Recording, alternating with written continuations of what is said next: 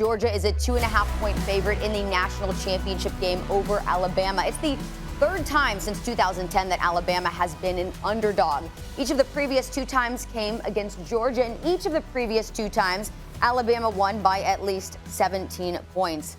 And no better way to get ready for an all-SEC national championship game than welcoming in none other than the mouth of the South, the host of the Paul Finebaum Show, Mr. Paul Finebaum. Paul, thank you so much for being here. We have a lot that we want to get into with you. So first of all, we mentioned this is a rematch of the SEC championship game where Bryce Young dominated, but there is going to be a difference this time around. He's going to be facing Georgia without John Mechie, who had 97 yards and a touchdown. So do you think that Young can have another monster game without Mechie and also against a very tough Georgia defense? I think he can. He still has Jamison Williams, the transfer from Ohio State, who has really emerged as one of the top wide receivers in the country. But the one difference this game will have, other than Mechie, Charlie, than the last game, is Brian Robinson. He was absolutely brilliant in the semifinal game against Cincinnati. Alabama completely changed its approach because Cincinnati had a really strong secondary. He was not healthy in the SEC championship game, and while you can't make a living out of running against Georgia because of their defensive line, he could be a factor in opening things up for Bryce Young. Okay, well, let's now focus on Georgia because on their offensive end, questions are always swirling about the ability of Stetson Bennett. So do you trust him to be able to lead Georgia's offense, Paul? I'm hesitant to answer that question in the affirmative. I will tell you, I talked to Booger McFarland the other day, who was really negative on Stetson Bennett. He flat out said Georgia can't win a national championship with Bennett. I think they can, but I think it will be difficult. He is good. He played brilliantly against Michigan, but that's a different story than against Alabama, who has not as good a defense as Georgia, but pretty close. And I want to see something that I haven't seen out of him. And in the previous two games against Alabama, he was very pedestrian. He threw a lot of interceptions. And I think that could be the difference in this game. Meanwhile, for those who are wondering why stick with Stetson Bennett, JT Daniels, a five-star from Southern Cal, who started the first game for Georgia, has been on the bench ever since he came back from an injury. And if things don't go well for Georgia early in this game, keep your eye on JT Daniels on the sidelines. Okay, well, Stetson Bennett obviously doesn't have all of your confidence, but Nick Saban, come on, you can't count against this guy. He's already won 7 national championships. If he wins this time around, it'll be 8. So, Paul, how many championships do you think he's going to win when it's all said and done? I thought 3 years ago when he lost by 28 to Clemson that maybe things were starting to tighten for his future, but he has shattered that myth right now, Charlie. He won last year in a COVID year. He could win this year. He's 70 years old. Only Bobby Bowden has won a national championship at that age. If Saban wins Monday night, I think he has 2 or 3 more in him. Wow. And why not? He's got, a lot of people are saying, well, why don't you walk away? Well, why would you walk away when you have Bryce Young coming back? He's the best player in college football. So I think the window is wide open for him to keep piling on.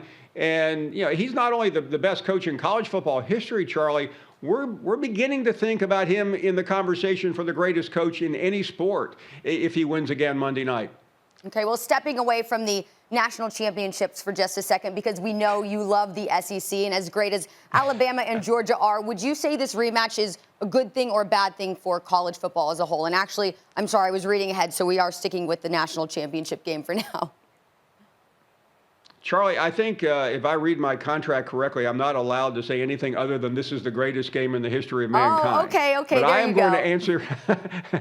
But I'm going to answer your question honestly. I don't think it is good for college football. Oh. I think outside of Georgia and Alabama, which border each other, this game is kind of a yawn if you're in LA or in New York or Chicago, because it is not. It's a regional game. It's a game we've already seen. And the problem with college football is it needs to be broader. And until the college football playoff is expanded, it won't be. Okay, well, that's a very hot take, Paul.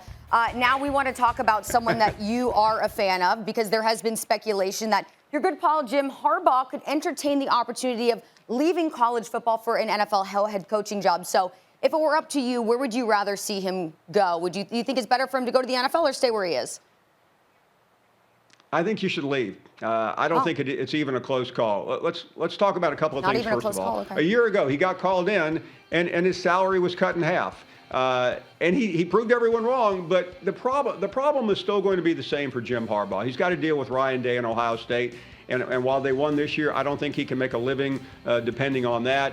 He was a very good NFL coach. Let's not forget, Jim Harbaugh took the 49ers to 2 straight NFC championship games. He went to the Super Bowl losing to his brother, and I think he can do it again. I think he's a better NFL coach than he is in college. And Jim, if you're listening, take a job. Get out of there. Whether it's the Raiders, the Bears, or someone else, I think it's time for you to go back to the NFL where you belong. I love that. Okay, you heard the man. Go to the NFL. Okay, now, Paul, quarterback Caleb Williams also mulling his future options after his former Oklahoma coach Lincoln Riley left for USFC. So how significant is this storyline in the college football landscape? In many ways, Charlie, this is the biggest story in college football this week. I know that sounds blasphemous considering we're hyping up the national championship game. But we are in a place we've never been before. We're out in the galaxies now and trying to comprehend this. This is a college football player who, by the way, didn't even start the season as a starter. He was the backup to Spencer Rattler, who was the Heisman favorite. He beat him out, and now he said, you know what, Lincoln Riley's gone. I'm going to put myself up for bid, in essence. And, I mean, he could end up making millions of dollars depending on where he goes.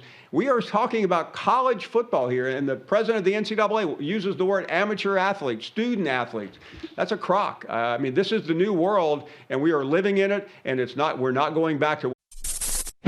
Thanks for watching ESPN on YouTube. For live streaming, sports, and premium content, subscribe to ESPN+.